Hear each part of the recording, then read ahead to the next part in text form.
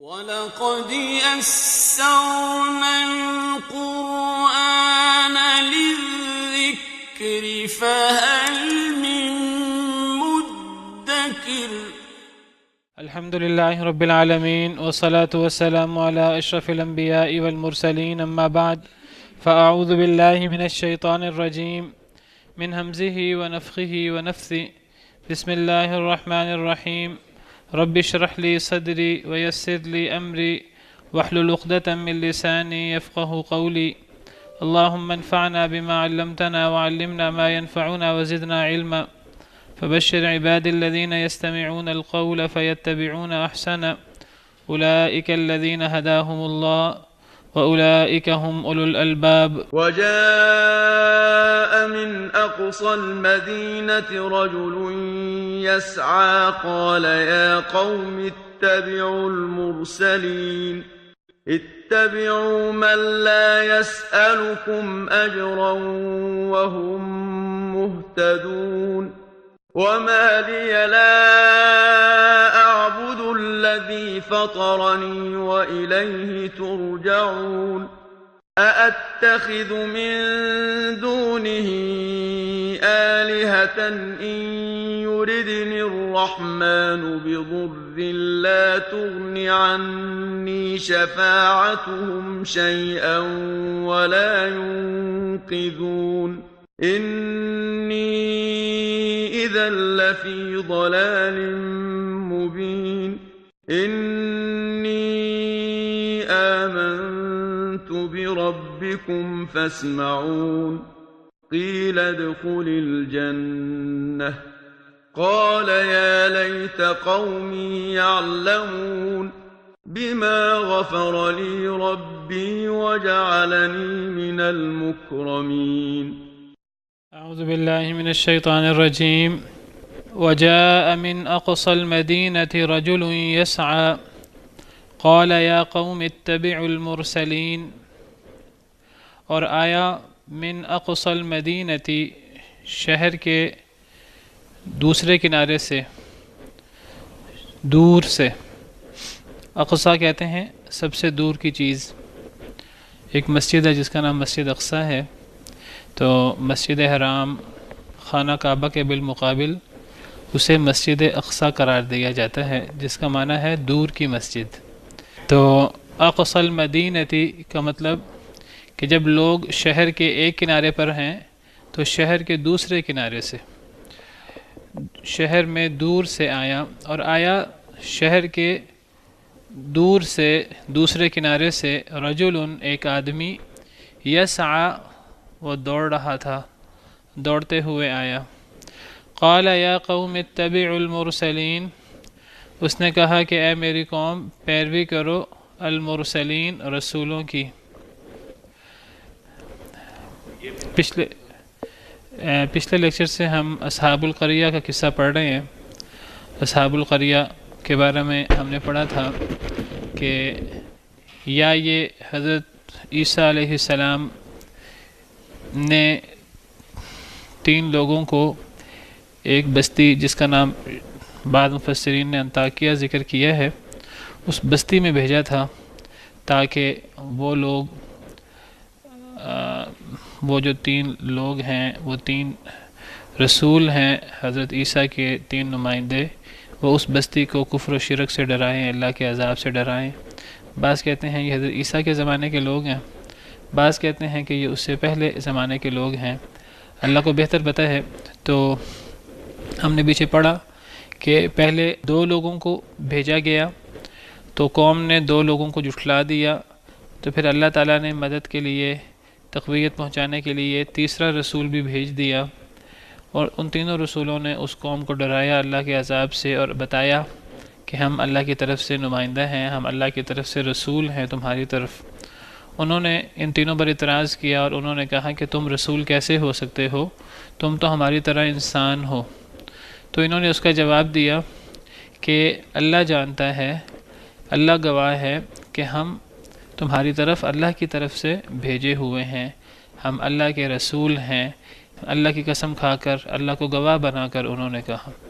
اور انہوں نے کہا کہ ہمارا کام پہنچا دینا ہے، اگر تم نہیں مانتے تو اس کا وبال تم پر ہوگا، ہم پر نہیں ہوگا۔ رسولوں کو کام پہنچا دینا ہوتا ہے، بتا دینا ہوتا ہے، ہم نے تمہیں بتا دیا ہے، خبردار کر دیا ہے۔ پھر اس کے بعد انہوں نے اعتراض کیا، انہوں نے کہا کہ ہم نے تم پہ جی نبی جی ابھی بھی بات کرتا ہوں اس کے بارے میں۔ تو پھر انہوں نے دوسرا اعتراض کیا، انہوں نے کہا کہ ہم پر جو مصیبتیں آ رہی ہیں تو یہ مصیبتیں تمہاری وجہ سے آ رہی ہیں۔ ہمیشہ دنیا دار لوگ دیندار لوگوں کو متون کرتے رہے ہیں، برا بلا کہتے رہے ہیں، اور ہمیشہ اپنے اعمال کی وجہ سے جو مصیبتیں آتی ہیں تو دنیا دار ان مصیبتوں کا الزام دینداروں پر لگاتے رہے ہیں۔ تو انہوں نے بھی کہا کہ جو ہم پر مصیبتیں آ رہی ہیں، بارش نہیں ہو رہی، قحط سالی ہو رہی ہے اور آزمائشیں ہم پر آ رہی ہیں، تو یہ تمہاری وجہ سے آ رہی ہیں۔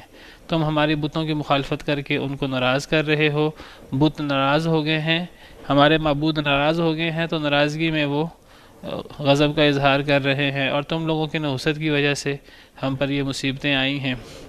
تو انہوں نے جواب دیا کہ یہ جو تم پر مصیبتیں ہیں تو یہ تمہارے اعمال کی وجہ سے ہے، یہ ہماری وجہ سے نہیں ہے۔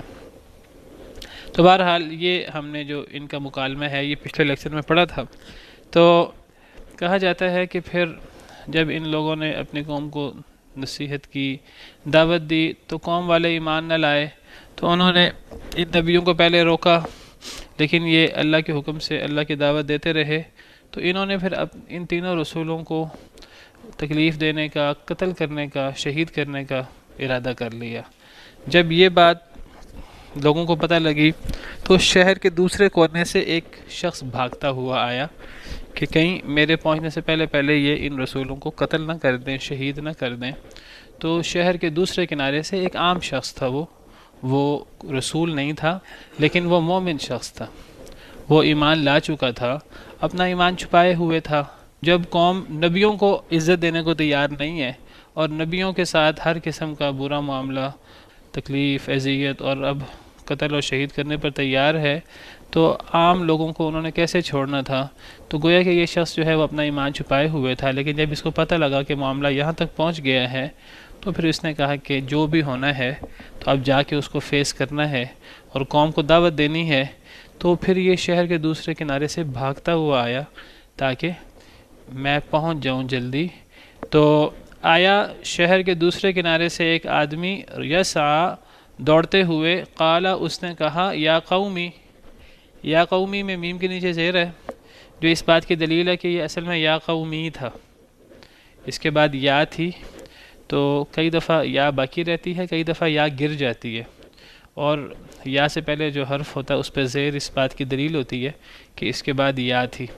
یہ اس طرح ہی ہے جیسے کہ بہت دفعہ یا ربی کہہ دیتے ہیں، یا ربی، یا ربی، تو ربی اصل میں ربی ہوتا ہے، جس طرح حضرت نوح کی دعا ہے قرآن کریم میں، ربی انی مغلوب فانتصر، تو ربی وہ اصل میں ہے یا ربی، اے میرے رب، بے شک میں مغلوب ہوں تو مدد کر، تو بدلہ لے۔ تو اسی طرح یا قومی، اے میری قوم، تو اس میم کے آگے اصل میں یا تھی جو یا گری ہوئی ہے، تو ہم اس کا معنی کریں گے یا قومی، اے میری قوم، اتبعوا المرسلین، پیروی کرو رسولوں کی، یہ جو بھیجے گئے ہیں اللہ کی طرف سے ان کی پیروی کرو، یہ تمہیں اپنی طرف سے نہیں کہہ رہے، یہ اللہ کی طرف سے بھیجے ہوئے ہیں، اللہ کے فرستادہ ہیں، تو تم ان کی پیروی کرو، انہی کی پیروی میں نجات ہے، خیر اسی میں ہی ہے کہ ان کی پیروی کر لو۔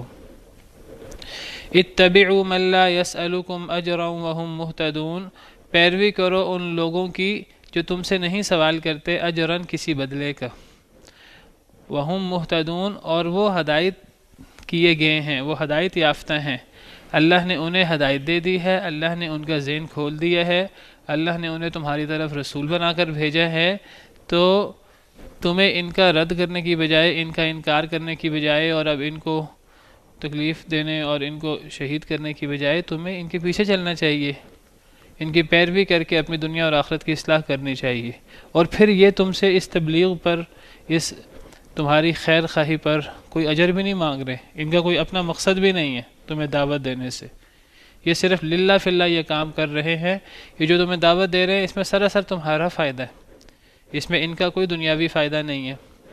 ان کی پیروی کرو جو تم سے کوئی بدلہ نہیں چاہتے، تم سے کوئی اجر نہیں چاہتے، وہ اپنا اجر صرف اللہ سے چاہتے ہیں۔ وہم مہتدون، اور وہ ہدایت یافتہ ہیں، اللہ نے ان کا ذہن کھول دیا ہے اور ان کو نبی بنا کر بھیجا ہے، اب تمہیں ان کی پیروی کرنی چاہیے۔ یہ فعل امر ہے، تو فعل امر میں جو تیسرا حرف ہوتا ہے اگر اس پہ زبر یا زیر ہو تو یہ جو حمزہ وصلی ہوتا ہے اس پہ زیر آتی ہے، اگر تیسرے حرف پہ پیش ہو تو حمزہ وصلی پہ پیش آتی ہے۔ اگر نصر ینصر سے انصر ہوتا ہے اس پہ حمزہ پہ پیش ہوتی ہے، لیکن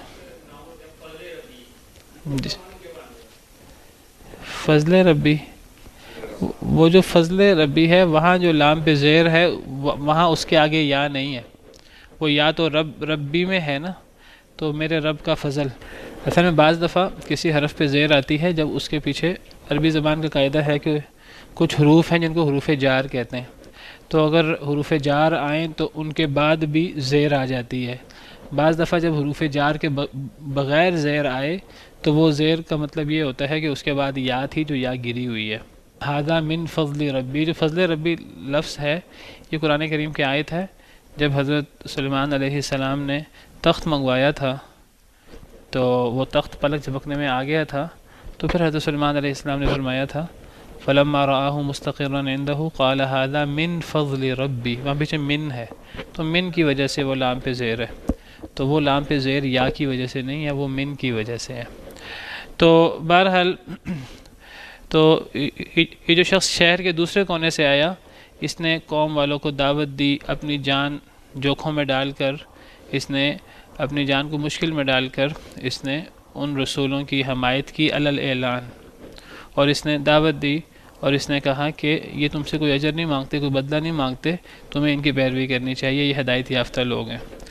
پھر کہنے لگا وَمَا لِيَ لَا أَعْبُدُ الَّذِي فَطَرَنِي، وَمَا لِيَ، اور کیا ہے مجھے، کیا ہے میرے لیے، لا اعبد، کہ نہ میں عبادت کروں، الذی فطرنی، اس ذات کی جس نے مجھے پیدا کیا، وإلیہ ترجعون، اور اسی کی طرف تم سب نے لوٹ کر جانا ہے۔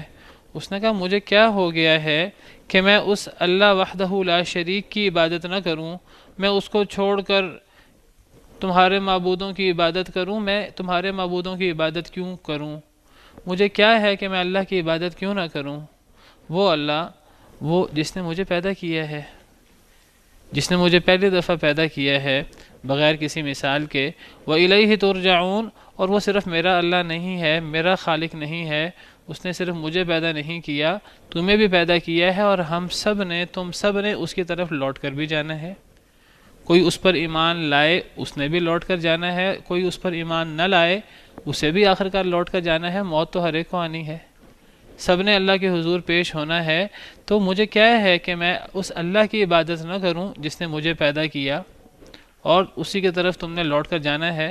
بعض مفسرین کہتے ہیں کہ لوگوں نے اس سے پوچھا کہ تم کس کی عبادت کرتے ہو، تم بھی ان رسولوں کے رب کی، جس رب کی یہ دعوت دیتے ہیں، تم بھی اس کی عبادت کرتے ہو یا تم ہمارے معبودوں کی عبادت کرتے ہو؟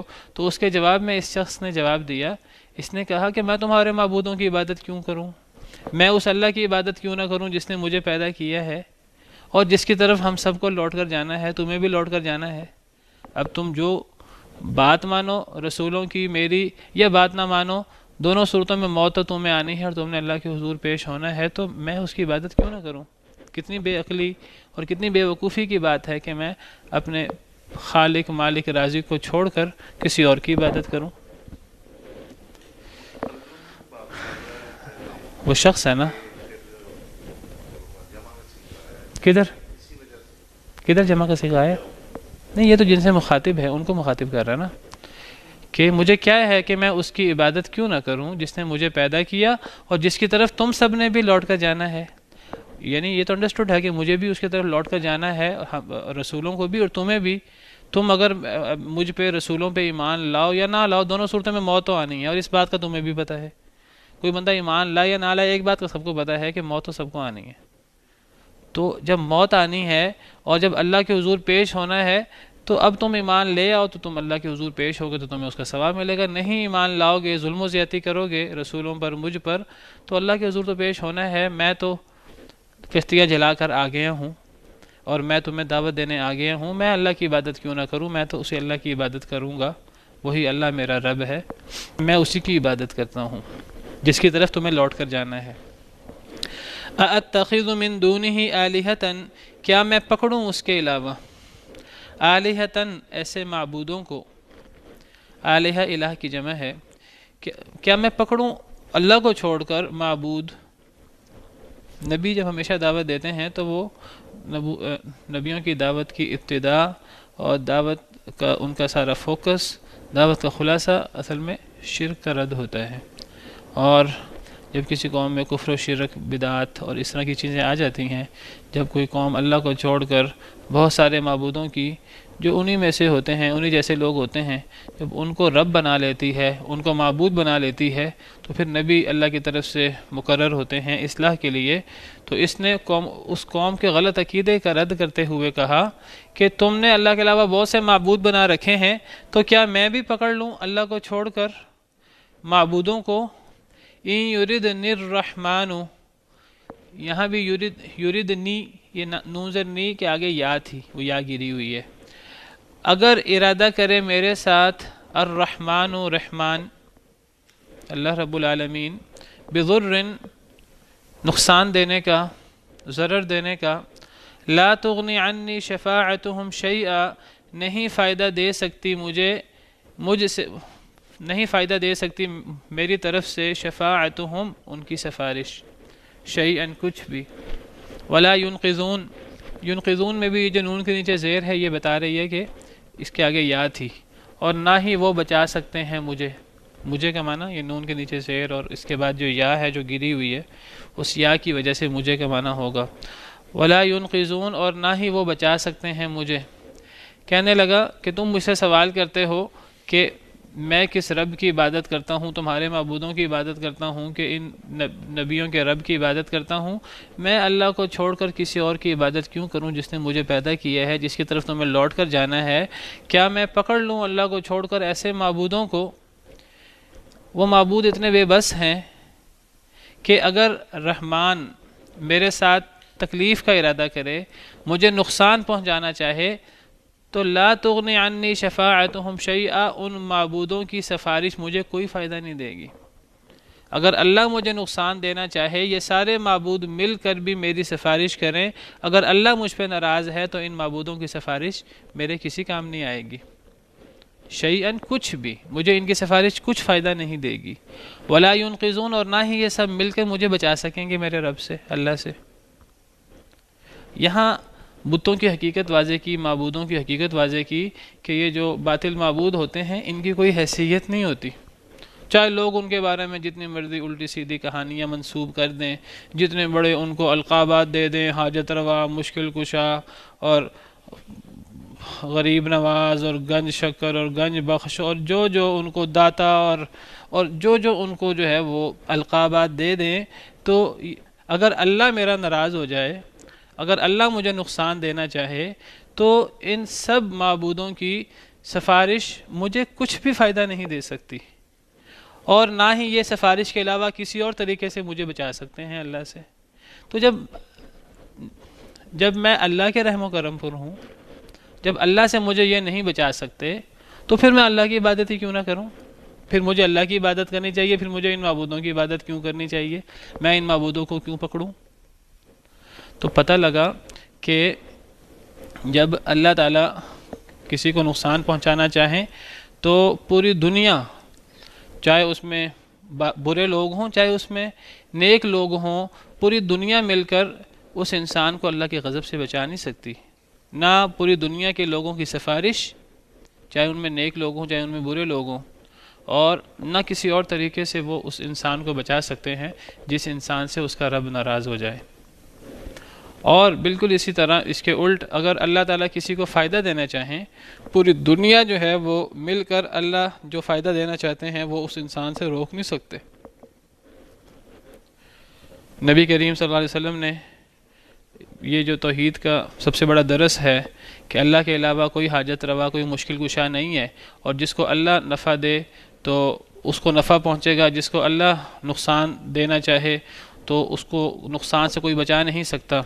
یہ بات نبی صلی اللہ علیہ وسلم قرآن کریم میں بھی جگہ جگہ موجود ہے، احادیث مبارکہ میں بھی موجود ہے۔ تو ایک دفعہ نبی کریم صلی اللہ علیہ وسلم نے ایک چھوٹے بچے کو جو نبی کریم صلی اللہ علیہ وسلم کے ساتھ جو ہے وہ سواری پر سوار تھا، تو نبی صلی اللہ علیہ وسلم نے اس کو واز کرتے ہوئے، نصیحت کرتے ہوئے یہی بات بتائی۔ اس سے پتہ لگتا ہے کہ ہمیں جو توحید کی باتیں اور یہ جو توحید اور شرک کی باتیں بچوں کو بچپن سے سکھانی چاہیے۔ تو نبی کریم صلی اللہ علیہ وسلم نے فرمایا، ابھی وہ حدیث مبارکہ جو ہے وہ کھل جاتی ہے، جامع ترمذی کی روایت ہے، نبی صلی اللہ علیہ وسلم نے فرمایا، حضرت ابن عباس تھے چھوٹے، اور یہ نبی کریم صلی اللہ علیہ وسلم کے ساتھ ایک دفعہ آپ کے پیچھے سواری پر بیٹھے تھے، تو حضرت ابن عباس فرماتے ہیں، کنت خلف رسول اللہ صلی اللہ علیہ وسلم یوماً، ایک دن میں نبی کریم صلی اللہ علیہ وسلم کے پیچھے بیٹھا ہوا تھا سواری پر، تو آپ نے مجھے فرمایا، یا غلام، اے لڑکے، چھوٹے تھے۔ بعض علماء کہتے ہیں جب نبی صلی اللہ علیہ وسلم اللہ کے پاس گئے تو حضرت ابن عباس کی عمر 8 سال تھی، بعض کہتے ہیں کہ 13 سال تھی۔ بہرحال یہ نبی صلی اللہ علیہ وسلم کی حیات کا واقعہ ہے، یہ نبی صلی اللہ علیہ وسلم کے چچا کے بیٹے ہیں۔ تو حضرت ابن عباس بہت چھوٹے تھے، تو بچوں کو یہ چیز سکھانی چاہیے۔ آپ نے فرمایا، یا غلام، اے لڑکے، انی اعلمک کلمات، میں تمہیں کچھ باتیں سکھاتا ہوں، تم ان کو یاد رکھو۔ احفظ اللہ یحفظک، اللہ کی حفاظت کرو، اللہ تمہاری حفاظت کریں گے۔ اللہ کی حفاظت کرو سے کیا مراد ہے؟ اللہ کو ہر حال میں یاد رکھو، یہ ہے اللہ کی حفاظت کرنا۔ اللہ کی حفاظت کرنے سے مراد یہ نہیں کہ نعوذ باللہ اللہ کو دشمنوں سے بچانا ہے، یعنی اللہ کو یاد رکھنا ہے ہر حال میں۔ انسان کوئی نیکی کرنے لگے تب بھی اللہ یاد ہو، میں اللہ کے لیے کر رہا ہوں، کوئی گناہ کرنے کا خیال دل میں آئے تب بھی اس کو اللہ یاد ہو کہ میرا اللہ مجھے دیکھ رہا ہے۔ احفظ اللہ یحفظک، اللہ کی حفاظت کرو، اللہ کو یاد رکھو، تمہیں کیا نتیجہ ملے گا؟ اللہ تمہاری ہر حال میں حفاظت کریں گے۔ پھر فرمایا، احفظ اللہ تجدہ تجاہک، اللہ کی حفاظت کرو، تم اللہ کو اپنے سامنے پاؤ گے ہر وقت، تمہیں اللہ محسوس ہوں گے، تمہاری مدد کرتے، تم پر انعامات کرتے، تم پر رحم اور کرم کرتے۔ اللہ کی حفاظت کرو، اللہ کو ہر وقت یاد رکھو، تم اللہ کو اپنے سامنے پاؤ گے، تمہیں اللہ کی نعمتیں اور یہ سب چیزیں محسوس ہوں گی، نظروں کے سامنے نظر آئیں گی۔ پھر فرمایا، اذا سألت فاسأل اللہ، جب بھی سوال کرنا ہو اللہ سے سوال کرنا، کبھی کسی اور سے سوال نہ کرنا۔ وَإِذَا اسْتَعَنْتَ فَاسْتَعِنْ بِاللَّهِ، کبھی مدد مانگنی ہو تو صرف اللہ سے مدد مانگنا، ایسی مدد جو خدائی کاموں میں ہوتی ہے، جو اللہ سے مانگی جاتی ہے۔ بعض دفعہ مدد کی دو قسمیں ہوتی ہیں، ایک بعض دفعہ انسان دنیا میں کسی سے کوئی ایسی مدد مانگتا ہے جو انسانوں کے کرنے کے کام ہیں، تو انسان کسی سے ایسا کوئی کہہ سکتا ہے کسی سے کہ مجھے پانی کا گلاس دے دو، مجھے فلاں چیز پکڑا دو، اور ایک ہوتا ہے کہ ایسی مدد مانگنا جو صرف اللہ سے مانگی جاتی ہے، تو ایسی مدد صرف اللہ سے مانگنی چاہیے۔ باقی یہ جو دنیا کے کام ہیں تو یہ انسان جو ہے وہ اگر انسان یہ کام کر سکیں تو انسان ان سے کہہ سکتا ہے، اس کو نیکی اور خیر کے کاموں میں تعاون کہتے ہیں، تو وتعاونوا علی البر والتقوی، نیکی اور تقوی کے کاموں میں ایک دوسرے کا تعاون ہو سکتا ہے۔ باقی کوئی شخص ان کاموں میں بھی اللہ سے مدد مانگے تو یہ تو بہت بہتر ہے، لیکن اگر کوئی بندہ دنیاوی کاموں میں کسی انسان سے مدد مانگ لے تو اس کی اجازت ہوتی ہے۔ یہاں مراد ہے کہ جب تمہیں کوئی اللہ سے مدد مانگنی ہے ایسے کاموں میں جو اللہ کے کام ہیں، اولاد چاہیے، دنیا کے اندر جو ہے وہ مصیبت سے بچاؤ چاہیے، اور جو انسان اللہ تعالیٰ سے سوال کرتا ہے، اللہ سے دعائیں کرتا ہے، اگر ایسی کوئی مدد مانگنی ہے تو اللہ سے مانگنی اور کسی سے نہیں مانگنی۔ پھر فرمایا جو وجہ استشہاد جو میں نے جس کے لیے حدیث آپ کو پیش کر رہا ہوں، پھر فرمایا وَاعْلَمْ أَنَّ الْأُمَّةَ لَوِ اجْتَمَعَتْ، یاد رکھو اگر پوری امت اکٹھی ہو جائے، اگر پوری دنیا اکٹھی ہو جائے، عَلَىٰ أَن يَنْفَعُوكَ بِشَيْءٍ لَمْ يَنْفَعُوكَ إِلَّا بِشَيْءٍ قَدْ كَتَبَهُ اللَّهُ لَكَ، اگر پوری دنیا اکٹھی ہو جائے کہ تمہیں فائدہ دینا چاہیں، وہ تمہیں فائدہ نہیں دے سکتے مگر اتنا ہی جو اللہ نے تمہارے لیے لکھ دیا ہے، تمہاری تقدیر میں لکھ دیا ہے۔ پوری دنیا مل کر بھی تمہیں اس سے زیادہ فائدہ نہیں دے سکتی، یہ بھی یاد رکھو۔ وَلَوِ اجْتَمَعُوا، اگر پوری دنیا اکٹھی ہو جائے، علی ان یضروک بشیء کہ تمہیں نقصان دینا چاہیں، لم یضروک الا بشیء قد کتبہ اللہ علیک نہیں وہ تمہیں نقصان دے سکتے مگر اتنا ہی جتنا اللہ نے تمہارے اوپر لکھ دیا ہے، تمہارے خلاف لکھ دیا ہے کہ تمہیں دنیا میں یہ نقصان پہنچنا ہے، پوری دنیا مل کر تمہیں اس سے زیادہ نقصان نہیں دے سکتی۔ رفعت الاقلام وجفت الصحف قلم اٹھا لیے گئے ہیں، تقدیر لکھی جا چکی ہے، صحیفے خشک ہو گئے ہیں، سیاہی خشک ہو چکی ہے، اب اس میں تبدیلی نہیں ہو سکتی، اللہ کا فیصلہ چلے گا۔ اللہ نے جو خیر لکھ دی ہے مل کر رہے گی، چاہے پوری دنیا مخالف ہو جائے، اللہ نے جو شر لکھ دیا ہے، مصیبت لکھ دی ہے، وہ آ کر رہے گی، چاہے پوری دنیا جو ہے وہ اس شر کو روکنا چاہے تو وہ اس شر کو روک نہیں سکتی۔ یہی بات نبی کریم صلی اللہ علیہ وسلم نے ہمیں دعا سکھائی، نماز کے بعد ہم پڑھتے ہیں اللہم لا مانع لما اعطیت ولا معطی لما منعت، کہ اے اللہ تعالیٰ اگر آپ دینا چاہیں تو کوئی دنیا میں کوئی طاقت نہیں جو اسے روک سکے، اور اگر آپ روکنا چاہیں تو ولا معطی کوئی دنیا کی طاقت نہیں ہے جو دے سکے۔ تو یہی بات اس اللہ کے نیک بندے نے دعوت دیتے ہوئے اپنی قوم کو کی، میں اس اللہ کو کیوں چھوڑوں، میں اس اللہ کو چھوڑ کر ایسے معبودوں کو کیوں اپنا معبود بناؤں کہ اگر اللہ ناراض ہو جائے اور وہ مجھے نقصان پہنچانا چاہے، مجھے ان میں سے کسی کی سفارش کوئی فائدہ نہیں دے گی، اور نہ ہی وہ مجھے کسی اور طریقے سے بچا سکتے ہیں۔ اس سے سفارش کا کنسیپٹ بھی کلیئر ہوا کہ سفارش کا کیا تصور ہے، قرآن کریم میں جو بیان ہوا ہے، ہمارے دین میں جو بیان ہوا ہے۔ تو سفارش کے بارے میں ہمارے ہاں دو کنسیپٹس مشہور ہیں۔ ایک تو سفارش کے بارے میں بعض لوگوں کا یہ عقیدہ ہے، بعض لوگ یہ سمجھتے ہیں کہ اللہ ناراض ہوتے ہیں، ہوتے رہیں، انسان کچھ لوگوں کچھ بزرگوں کے ساتھ ایسا تعلق قائم کر لے، وہ زندہ ہیں یا فوت ہو چکے ہیں، انسان ان کے قبر پہ جائے، انسان ان کو نظر و نیاز دے، چڑھاوے چڑھائے، اور انسان ایسا ان کے ساتھ جو ہے وہ نظر و نیاز کا معاملہ کرے کہ اگر اللہ ناراض بھی ہوں تو وہ لوگ قیامت کے دن سفارش کر سکیں اور اللہ کو پھر معاف کرنا پڑے۔ ایک یہ تصور ہے سفارش کا جو مشرکین مکہ کے ہاں موجود تھا، اور یہ سفارش کا تصور آج بھی بہت سارے لوگوں کے ذہنوں میں ہے، ایسے لوگ بھی جو مسلمان نہیں ہیں ان کے ذہنوں میں، اور ایسے لوگ بھی جو اپنے آپ کو مسلمان کہتے ہیں، یہ تصور آج بھی بہت سے لوگوں کے ذہنوں میں ہے کہ ہم کچھ پیروں فقیروں کو، کچھ بزرگوں کو اگر ہم نظر و نیاز دے کر ان کے قبروں پر چڑھاوے چڑھا کر اگر ہم اس طرح ان کو راضی کر لیں کہ پھر اللہ کی ناراضگی کی کوئی پرواہ نہیں ہے، وہ بزرگ جانے اللہ جانے، وہ خود ہی اللہ سے معاملہ کر لیں گے اور ہمیں بخشوا لیں گے۔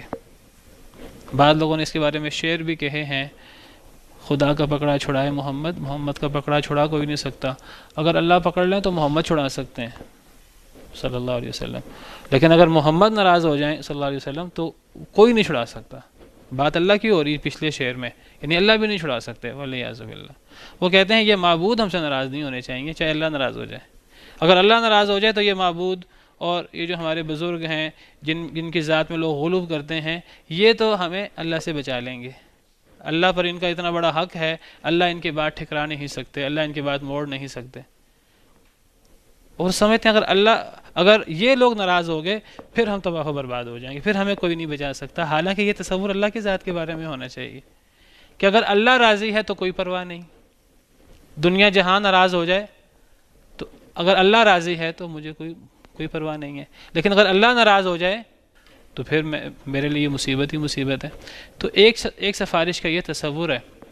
مشرکین مکہ کہا کرتے تھے وَيَعْبُدُونَ مِن دُونِ اللَّهِ مَا لَا يَضُرُّهُمْ وَلَا يَنْفَعُهُمْ وَيَقُولُونَ هَؤُلَاءِ شُفَعَاؤُنَا عِندَ اللَّهِ۔ سورہ یونس میں اللہ فرماتے ہیں، مشرکین مکہ کا عقیدہ بیان کرتے ہیں کہ وہ اللہ کے علاوہ ان کی عبادت کرتے تھے جو نہ انہیں نفع دے سکتے تھے نہ انہیں نقصان دے سکتے تھے، وہ سمجھتے تھے یہ ہمیں نفع دے سکتے ہیں نقصان دے سکتے ہیں، ان کی عبادت کرتے تھے، ان کے لیے نظر و نیاز، ان کے لیے جانور ذبح کرنا، چڑھاوے چڑھانا، قسمیں کھانا اور دیگر بیٹھے رہنا مجاور بن کے ان کی قبروں پہ، ان کے بتوں کے پاس، تو وہ ان کی عبادت کرتے تھے جو نہ انہیں نفع دے سکتے نہ انہیں نقصان دے سکتے ہیں۔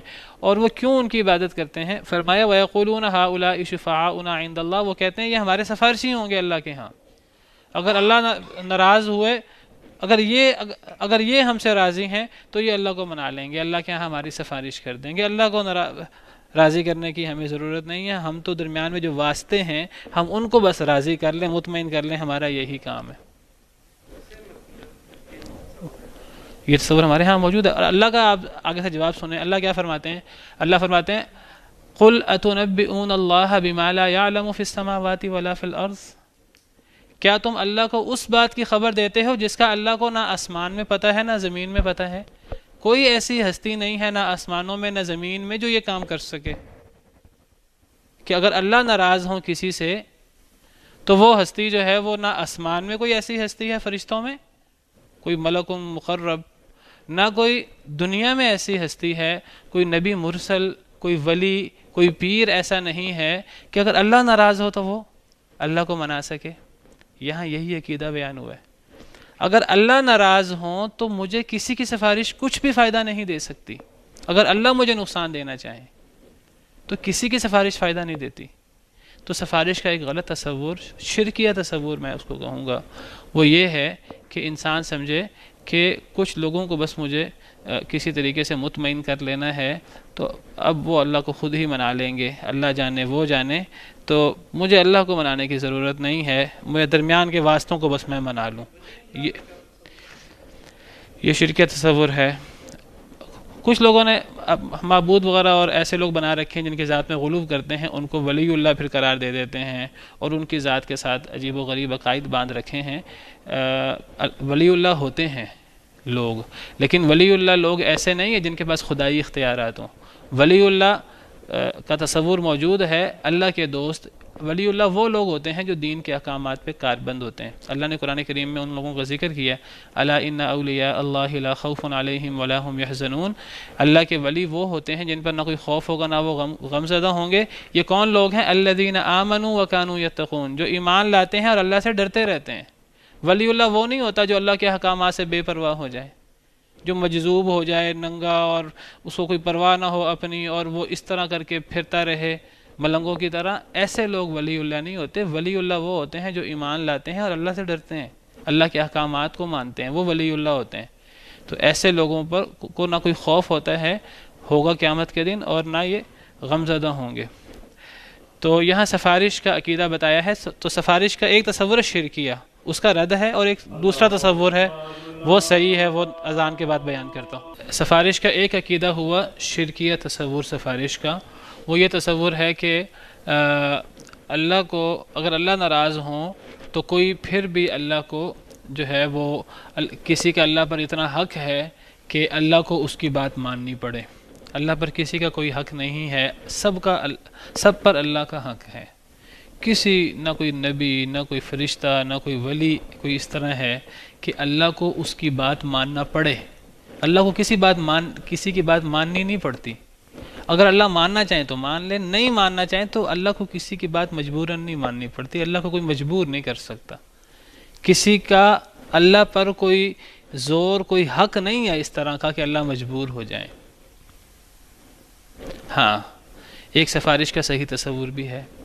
وہ سفارش کا صحیح تصور یہ ہے کہ اللہ ہی کسی شخص کو معاف کرنا چاہیں، اللہ ہی کسی شخص کے گناہ بخشنا چاہیں تو اس کی ایک صورت یہ ہے اللہ بخش دیں، ایک صورت یہ ہے کہ اللہ تعالیٰ اپنے نبیوں میں سے، اپنے ولیوں میں سے، اللہ فرشتوں میں سے، اللہ تعالیٰ شہیدوں میں سے، حفاظ میں سے اللہ کسی کو عزت دینا چاہیں قیامت کے دن تو اللہ فرمائیں کہ فلاں بندے کے گناہ ہیں، چلو میں تمہیں اجازت دیتا ہوں، تم اس بندے کے بارے میں سفارش کر لو۔ اللہ کی طرف سے اجازت ہوگی تو کوئی سفارش کر سکے گا، اور صرف سفارش کرنے والے کے لیے اجازت ہونا ضروری نہیں ہے، بلکہ اس کو یہ بھی اجازت اللہ سے چاہیے کہ اے اللہ میں کس کس کے لیے سفارش کروں۔ جس کو سفارش ہوگی وہ سفارش کر سکے گا، اور جس کے لیے سفارش کی اجازت ہوگی صرف وہ اس کے لیے سفارش کر سکے گا۔ اگر اللہ تعالیٰ نبیوں کو اجازت دیں کہ آپ سفارش کر سکتے ہیں تو نبی ہر ایک کی سفارش نہیں کر سکیں گے۔ یہ نہیں ہوگا کہ حضرت ابراہیم اپنے باپ کی سفارش کر دیں، نبی کریم صلی اللہ علیہ وسلم ابو لہب کی یا کسی ایسے شخص کی سفارش کر دیں کہ جو کافر ہے، جو ایمان ہی نہیں لایا۔ سفارش کے دو شرطیں ہیں، ایک جس نے سفارش کرنی ہے اس کو اللہ کی طرف سے اجازت ہو، اور دوسری کہ جس کے لیے سفارش کرنی ہے اس کے لیے اللہ کی اجازت ہو۔ یہی بات اللہ تعالیٰ نے سورہ آیت الکرسی میں، سورہ بقرہ میں بیان فرمائی ہے، من ذا الذی یشفع عندہ الا باذنہ، کون ہے جو سفارش کر سکے اللہ کے نزدیک مگر اللہ کی اجازت سے۔ اللہ کی اجازت سے سفارش ہو سکتی ہے، اللہ کی اجازت کے بغیر نہیں ہو سکتی۔ ایک اور آیت کریمہ میں فرمایا وَكَم مِّن مَلَكٍ فِي السَّمَاوَاتِ لَا تُغْنِي شَفَاعَتُهُمْ شَيْئًا إِلَّا مِن بَعْدِ أَن يَأْذَنَ اللَّهُ لِمَن يَشَاءُ وَيَرْضَىٰ، کتنے ہی فرشتے ہیں آسمانوں میں کہ ان کی سفارش کچھ فائدہ نہیں دے گی، إِلَّا مِن بَعْدِ أَن يَأْذَنَ اللَّهُ، مگر اس کے بعد کہ اللہ اجازت دے دیں، لِمَن يَشَاءُ جس کو اللہ چاہیں، لِمَن يَشَاءُ وَيَرْضَىٰ جس کے لیے اللہ چاہیں، جس کو اجازت ملے گی سفارش کرنے کی وہ سفارش کر سکے گا، اور جس کے لیے اجازت ملے گی وہ صرف اس کے لیے کر سکے گا، وہ اپنی مرضی سے ہر ایک کے لیے نہیں کر سکے گا۔ تو در حقیقت قیامت کے دن اللہ کا حکم چلے گا، اللہ کے علاوہ کسی کا حکم نہیں چلے گا۔ اللہ کسی سے ناراض ہوں اور کسی کے کہنے پر اللہ کو کسی کی بات ماننی پڑے، یہ تصور ہی نہیں ہے قیامت کے دن۔ مالک یوم الدین کا کیا مطلب ہے؟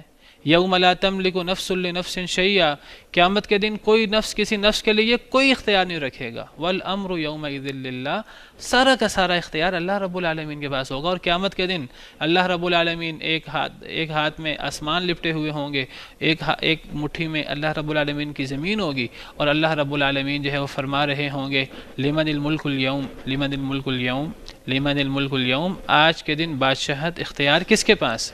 کوئی جواب نہیں دے گا۔ سارے دنیا کے سرکش اور جابر اور یہ جو الوہیت کا دعویٰ کرنے والے اور غلط سلط دعوے کرنے والے سارے خاموش ہوں گے، تو پھر اللہ خود ہی فرمائیں گے للہ الواحد القہار۔ تو یہ ہے سفارش کا تصور۔ تو سفارش ساری کی ساری اللہ کے کنٹرول میں ہے۔ ایک اور آیت کریمہ میں اللہ فرماتے ہیں قل للہ الشفاعۃ جمیعا، اے اللہ کے نبی آپ فرما دیجئے سفارش کا سارا اختیار اللہ رب العالمین کے قبضے میں ہے، اللہ جس کو دینا چاہیں دے دیں۔ کوئی ایسی سفارش نہیں ہے کہ اللہ راضی نہیں ہے تو کوئی کسی کو راضی کر کے ہم کسی کو راضی کر دیں وہ اللہ کو خود ہی منوا لیں۔ یہ تو عیسائیوں کے ہاں تصور ہے۔ عیسائی لوگ اپنے پوپ کو، پادری کو پیسے دے دیتے ہیں، ان کو مطمئن کر دیتے ہیں، وہ سمجھتے ہیں اب ان کا معاملہ اللہ کے ساتھ ہے، اب یہ اللہ کو خود ہی مناتے رہیں گے، اب ہم پاک صاف ہو گئے ہیں، اب ہم جو ہے نئے سرے سے مزید گناہ کر سکتے ہیں۔ یہی تصور جو ہے وہ اللہ معاف کرے، مسلمانوں نے بھی حدیث مبارکہ میں ہے کہ ہم ان کے نقش قدم پہ چلیں گے، بعض مسلمان اللہ معاف کرے ان کے ہاں یہی تصور ہے۔ تو اللہ کو راضی کیے بغیر، اللہ سے تعلق بنائے بغیر کوئی انسان کامیاب نہیں ہو سکتا۔ لا ملجأ ولا منجا منک الا الیک، اے اللہ کوئی پناہ گاہ نہیں ہے، کوئی نجات کی جگہ نہیں ہے آپ سے مگر آپ کی طرف۔ اللہ سے کوئی بندہ پناہ چاہتا ہے اللہ کے غضب سے، اس کا ایک ہی طریقہ ہے، اللہ کو چھوڑ کر طریقہ نہیں ہے۔ اللہ کے غضب سے اگر پناہ چاہتا ہے تو اللہ کی رحمت کی پناہ میں آ جائے۔ اعوذ بک منک، اے اللہ میں آپ سے آپ کی پناہ میں آتا ہوں۔ اللہم انی اعوذ برضاک من سخطک، اے اللہ میں آپ کی رضا کی پناہ میں آتا ہوں آپ کی ناراضگی سے۔ وبمعافاتک من عقوبتک، آپ کی سزا سے میں آپ کی معافی کی پناہ میں آتا ہوں۔ وبک منک، اے اللہ میں آپ سے آپ کی پناہ میں آتا ہوں۔ اللہ کے غضب سے کوئی شخص نہیں بچ سکتا، صرف اللہ کی رحمت ہی ہے جو اسے اللہ کے غضب سے بچا سکتی ہے۔ تو یہ ہے عقیدہ جو یہاں اس شخص نے پیش کیا۔ اس نے کہا اَأَتَّخِذُ مِن دُونِهِ آلِهَةً، کیا میں پکڑوں اللہ کے علاوہ ایسے معبود کہ اگر ارادہ کرے میرے ساتھ رحمان تکلیف کا، دکھ کا، لا تغنی عنی شفاعتہم، نہیں فائدہ دے سکتی مجھے ان کی سفارش کچھ بھی، اگر اللہ ناراض ہوں کسی کی سفارش کچھ فائدہ نہیں دے گی، ولا ينقذون، نہ وہ مجھے بچا سکتے ہیں۔ یہاں یہ بھی اشارہ ہے، اللہ نے جب تکلیف کا ذکر کیا تو تکلیف کے ساتھ ذکر کیا کیا؟ اللہ نے اپنے لیے کون سی صفت ذکر کی؟ رحمان۔ رحمان کسی کو تکلیف بلا وجہ کیوں دے گا؟ رحمان کسی کو تکلیف نہیں دیتا۔ اللہ تعالیٰ بعض دفعہ آزمائش کے لیے، انسان کے فائدے کے لیے انسان پر آزمائش بھیجتے ہیں، اور وہ آزمائش انسان کے لیے فائدہ مند ہوتی ہے۔ انسان کو نہیں پتہ میرے لیے کیا چیز فائدہ مند ہے، کیا چیز میرے لیے نقصان دہ ہے۔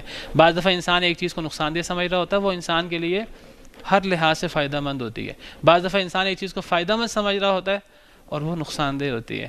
وَعَسَىٰ أَن تَكْرَهُوا شَيْئًا وَهُوَ خَيْرٌ لَكُمْ، شاید کہ تم ایک چیز کو ناپسند کرو اور وہ تمہارے لیے بہتر ہو. وَعَسَىٰ أَن تُحِبُّوا شَيْئًا وَهُوَ شَرٌّ لَكُمْ، شاید کہ تم ایک چیز کو پسند کرو اور وہ تمہارے لیے نقصان دہ ہو. وَاللَّهُ يَعْلَمُ وَأَنْتُمْ لَا تَعْلَمُونَ، اللہ جانتے ہیں تم نہیں جانتے. اگر یہ آزمائش ہونا، یہ مصیبت ہوتا، ہمارے لیے نقصان دہ ہوتا، اللہ کبھی اپنے پیاروں کو آزمائش نہ دیتے. لیکن آپ دیکھیں سب سے زیادہ آزمائش اللہ کے پیاروں کو آتی ہے. اشد البلاء علی الانبیاء ثم الامثل فالامثل، حدیث مبارکہ ہے سب سے زیادہ آزمائش انبیاء کی ہوتی ہے. ایک اور حدیث مبارکہ صحیح بخاری کی حدیث ہے کہ اگر اللہ تعالیٰ کسی کے ساتھ خیر کا ارادہ کرتے ہیں، اللہ اسے آزمائش میں مبتلا کر دیتے ہیں، اللہ اسے مصیبت اس پر بھیج دیتے ہیں. کیوں؟ یہ مصیبت بعض دفعہ ہم غفلت میں ہوتے ہیں، ہمیں غفلت کی نیند سے جگا دیتی ہے، ہمیں ہمارے رب کے نزدیک کر دیتی ہے. اور اگر اللہ تعالیٰ بعض دفعہ کچھ لوگوں کو عذاب دینے کا ارادہ کرتے ہیں، اللہ ان کو نعمتوں میں مبتلا کر دیتے ہیں.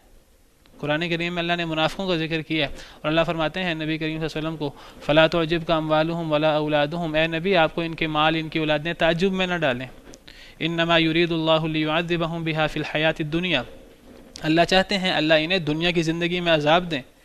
وَتَزْهَقَ أَنفُسُهُمْ وَهُمْ كَافِرُونَ، اور ان کی جانیں اس حال میں نکلیں کہ یہ کفر میں مگن ہوں. یعنی یہ مال اور اولاد ان کے لیے عذاب بن جاتا ہے دنیا کے اندر، یہ نعمتیں عذاب بن جاتی ہیں. اگر نعمتیں انسان کو اللہ سے غافل کر دیں تو وہ نعمتیں تو نہیں ہیں، ان سے بڑا وبال کوئی نہیں ہے. اور اگر کوئی مصیبت آئے انسان پر اور وہ مصیبت انسان کو اس کے رب کے نزدیک کر دے تو اس مصیبت سے بڑھ کر کوئی رحمت نہیں ہے انسان کے لیے. تو یہاں اشارہ کیا کہ اگر رحمان مجھے کوئی تکلیف دینا چاہے، پتہ لگا کہ انسان کو کوئی تکلیف بلا وجہ آتی نہیں ہے، انسان کو کوئی آزمائش آتی ہے، کوئی مشکل آتی ہے، انسان کے فائدے کے لیے آتی ہے. اگر انسان صبر کرے تو وہ انسان قیامت کے دن تمنا کرے گا کاش کہ مجھے دنیا میں اور مصیبتیں آئی ہوتی ہیں. جب اس کا اجر دیکھے گا صبر کا، وہ کہے گا مجھ پہ دنیا پہ اور مصیبتیں آئی ہوتی. تو بہرحال تو یہاں سفارش کا عقیدہ سمجھایا کہ اگر اللہ ناراض ہوں تو کسی کی سفارش کچھ فائدہ نہیں دے گی. نہیں یہ میں نے بتایا یہ نون زیر نہیں، آگے یا تھی، یا حذف ہوئی ہوئی ہے، اصل میں یریدنی ہے، یہ یا کی وجہ سے نون پہ زیر آئی ہے، نہیں ان کی وجہ سے نہیں آئی. جی کس کو؟ یہ نون کے آگے یا ہے، اصل میں الگ لفظ ہے، ان یریدنی، بہرحال اللہ عالم. تو کہا انی اذا لفی ضلال مبین، بے شک میں اس وقت البتہ واضح گمراہی میں ہوں گا. کس وقت؟ اگر میں اللہ کو چھوڑ کر ایسے معبود بنا لوں جو معبود اگر اللہ ناراض ہوں مجھے فائدہ نہیں دے سکتے. اگر میں ایسے معبود پکڑ لوں تمہاری طرح تو پھر تو میں واضح گمراہی میں ہو جاؤں گا، تم بھی گمراہی میں ہو. اگر میں نے بھی یہ کام شروع کر دیا، تم مجھ سے پوچھ رہے ہو میرا معبود کون ہے، میں کس کو رب مانتا ہوں، میں تو اللہ کو رب مانتا ہوں جس نے مجھے پیدا کیا، جس کی طرف ہمیں لوٹ کر جانا ہے. میں ان کو معبود بناؤں جن کی سفارش مجھے کوئی فائدہ نہیں دے گی اگر اللہ مجھ سے ناراض ہو. اگر میں یہ کام کروں میں تو واضح گمراہ ہو گیا، میں تو دور کی گمراہی میں جا پڑا. انی آمنت بربکم فاسمعون، بے شک میں ایمان لے آیا تمہارے رب پر، تم سن لو میری بات. فاسمعونی، یہ نون کے نیچے زیر، یہاں بھی آگے یا تھی، تم میری بات سن لو. اپنی قوم کو مخاطب کر رہا ہے کہ تمہارا جو بھی عقیدہ ہو میں تم سے ڈرتا نہیں ہوں. میں ببانگ دہل تمہیں کہتا ہوں کہ میں اپنے رب پر ایمان لے آیا ہوں، تم سن لو، تم نے میرا جو بگاڑنا ہے بگاڑ لو. یہ ہے اللہ پر اعتماد، اللہ پہ توکل اور اپنی قوم کی خیر خواہی، اور اس کے لیے ہر مصیبت بھگتنے کو تیار ہے. بعض مفسرین کہتے ہیں کہ انی آمنت بربکم فاسمعون، یہ اصل میں اس نے رسولوں کو مخاطب کیا، گویا کہ رسولوں کو اس نے گواہ بنایا کہ میں تمہارے رب پر ایمان لا چکا ہوں، تم میری بات سن لو، قیامت کے دن تم نے میری گواہی دینی ہے. اور جس کی گواہی رسول دے اس سے بڑھ کر گواہ کون ہوتا ہے؟ یہ وہی بات ہے جس طرح حواریوں نے حضرت عیسیٰ سے کہا تھا فلما احس عیسیٰ منہم الکفر قال من انصاری الی اللہ قال الحواریون نحن انصار اللہ آمنا باللہ فاشہد بأننا مسلمون. اے عیسیٰ آپ گواہ رہنا کہ ہم مسلمان تھے. تو بعض مفسرین کے مطابق اس نے ان رسولوں کو مخاطب کیا، 3 رسولوں کو، میں تمہارے رب پر ایمان لا چکا ہوں اور میری کو میرے ساتھ جو بھی کرے تم میری بات سن لو، میں اللہ پر ایمان لاتا ہوں، میری گواہی دینا. یا بعض مفسرین کے مطابق اس نے قوم کو مخاطب کیا، تم نے میرے ساتھ جو سلوک کرنا ہے کرو، میں تو اللہ پر ایمان لا چکا ہوں، تم میری بات سنو کہ میں اللہ پر ایمان لے آیا ہوں. اس آدمی کا نام حبیب نجار تھا، مفسرین نے لکھا ہے. تو پھر کہا جاتا ہے اس آدمی کو شہید کر دیا گیا، رسولوں کو بھی اس آدمی کو بھی شہید کر دیا گیا. قیل ادخل الجنہ، تو کہا گیا داخل ہو جا جنت میں. جیسے ہی گویا کہ وہ اس کی روح نے اس کا ساتھ چھوڑا جسم کا، تو ساتھ ہی اس کو جنت میں داخلے کی نوید سنا دی گئی. قیل ادخل الجنہ جو اصل کامیابی ہے، اسے کہا گیا جنت میں داخل ہو جا. لیکن آپ دیکھیے اس شخص کی خیر خواہی اور اس شخص کا جذبہ. قالا، کہنے لگا یا لیت قومی یعلمون، کاش کہ میری قوم جان لے. حالانکہ وہ قوم نے اس پہ ظلم کیا، اس کو قتل کر دیا انہوں نے، لیکن ابھی بھی قوم کا خیر خواہ ہے. کاش کہ میری قوم کو پتہ لگ جائے کہ میرے رب نے میرے ساتھ کتنا اچھا سلوک کیا ہے. اور اب دیکھیں اس پہ مصیبت آئی لیکن اس کے لیے وہ خیر ثابت ہوئی، جنت میں درجات کا باعث بنی. ابھی بھی کہتا ہے کاش کہ میری قوم جان لے. بما غفر علی، جو معاف کر دیا مجھے ربی، میرے رب نے، میرے بھی گناہ تھے تو اللہ نے میرے گناہ معاف کر دیے. وجعلنی من المکرمین، اور بنا دیا اس نے مجھے من المکرمین، ان لوگوں میں سے جنہیں عزت دی گئی، مجھے معزز لوگوں میں سے بنا دیا. چلیں وقت ختم ہو گیا ہے، ابھی قصہ جاری ہے تو اس کو انشاءاللہ کل مکمل کریں گے. سبحانک اللہم ربنا وبحمدک، اشہد ان لا الہ الا انت، استغفرک واتوب